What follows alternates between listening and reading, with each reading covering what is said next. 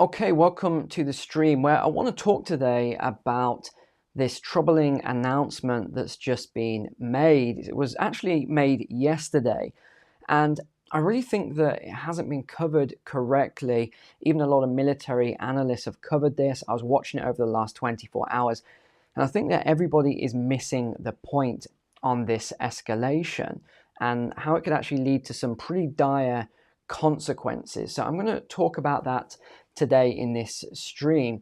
And if you're wondering what I'm referring to here, it is this unconfirmed yet confirmed report of North Korean troops joining the Russian front lines. Now, I'm going to talk around this and I'm going to tell you the sort of consequences I can see, which I've not heard anyone else talk about yet.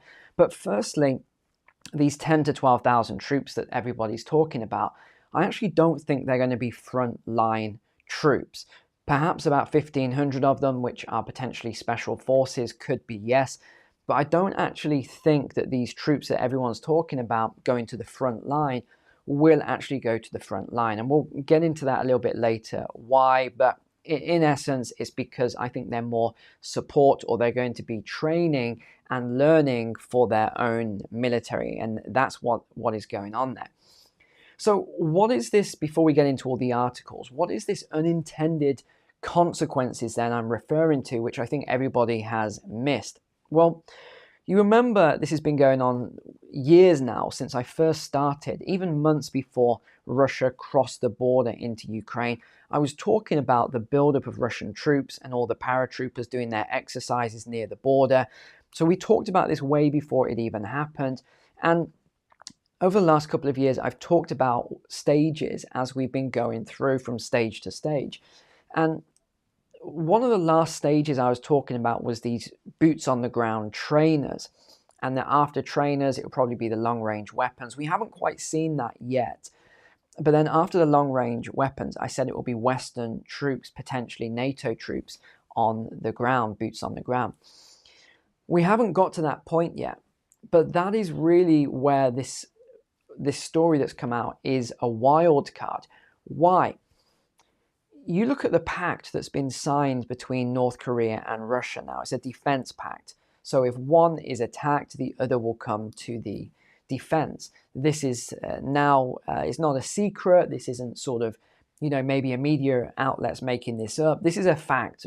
Everybody has announced it, including Russia, including North Korea. They've announced this defense pact. So we know that's going on. Now, we also know that there's certain leaders in Western countries that really are pushing, that they're really, like Macron, for example. He's been pushing for boots on the ground for a long time. He really tried to garner support for that Western boots on the ground. And it was crickets, Germany, UK, a couple of other countries didn't want to get involved that way. They wanted to do it as a proxy by sending money, sending weapons, etc. But now you think of it like this. What would change the game where someone like Macron could actually get more support to send troops, to put boots on the ground? And if you have French troops fighting and they're engaged and they're attacked, etc., does that trigger you know what? Well, potentially. This is where the North Korean troops I see coming in. So you've now got Russian troops on the ground. And then if we do have North Korean troops on the ground, they say on the front line, I don't think they're going to be on the front line. I think they're going to be in support or doing defensive work. If that takes place, which I think it's about to happen right now, that really does change the game. I think that's going to change things for NATO, for some of these Western leaders. Why? Because they'll say, look, Ukraine is running out of troops now. They haven't got many men left, which we know. This, again, is not a secret. People at first, when I talked about this, said, oh, yeah, how can you say something like this? This is not fact. This is media propaganda from Russia. And then we found out a couple of days later, actually, it's a fact. Zelensky himself said, we haven't got enough men. We need more men. We just don't have enough men. We happen to lower the age and also increase the age. So that's why you've got a lot of older men in the ranks now. So all this has taken place. Well, what happens next? I think it's what we've been talking about. I think it's these boots on the ground of certain Western countries. Yeah, maybe it'll be mercenaries, sorry. You may see things like that. But I think eventually we're going to have to see that, because some of these leaders want that anyway. They want to put troops on the ground. And I think that's the next thing. So I wanted to talk about that first, because I really feel that I was expecting some of the analysts, some of the media that I was watching over the last 24 hours. Bear in mind, I've just landed. The plane has just landed. I've straight to the house to stream here, because I've been in London. You probably saw the video yesterday. So none of these outlets were talking about it. None of them. And I was just amazed that they haven't connected the dots here. But let's go on to the shared screen a second, and we'll sort of go through this quite quickly. But this is out of the BBC. North Korea sends troops to fight with Russia. This is out of South Korea. So this is their agency, basically, that's provided the intel here. So they're saying, as well as Zelensky, there's going to be 10,000 North Korean troops, and they're talking about it being on the front lines. So the South Korean president has called for a security meeting and said the international community must respond with all available means. Let's look at that as well for a second here. Why would she, I can't even remember the new South Korean president, male or female, but either way, why would they be saying that the international community needs to respond with all possible means? Think about that for a second. Is that because they're concerned for Ukraine? No, it's not. It's because they're concerned for South Korea. Because what does Kim Jong really want from this? He's putting those troops in there, A, for the defense pact. Yeah, that's kind of it, but it's mainly because of the experience.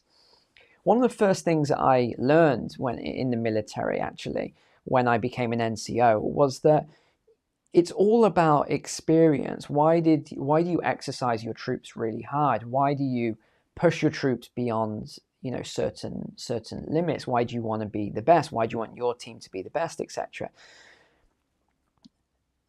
All of this is experience, and that's why they talk about battle-hardened troops. Okay, it's all experience. If you haven't got experienced troops, then it doesn't matter how fit they are. I've seen this over and over again. You see these muscle-bound guys with absolutely zero experience, and they really get destroyed quite quickly. And again, I don't say this in a positive way, because that's why I obviously left the military. I don't want to be involved in fighting, etc. But my brain's still there with thinking through all the different scenarios. I've seen guys get absolutely destroyed by. And this is why I don't really understand the criticism of the older soldiers in the front, in the lines with the Ukrainian military, because a lot of them will have huge amounts of experience. Yeah, they won't have the fitness level, etc., but they'll have a lot of experience there, whereas a lot of the younger ones simply won't have that experience. So this is what I think North Korea is really doing. They are testing their weapons. They're testing the artillery and everything else they're providing, rockets, etc. But they really want that experience.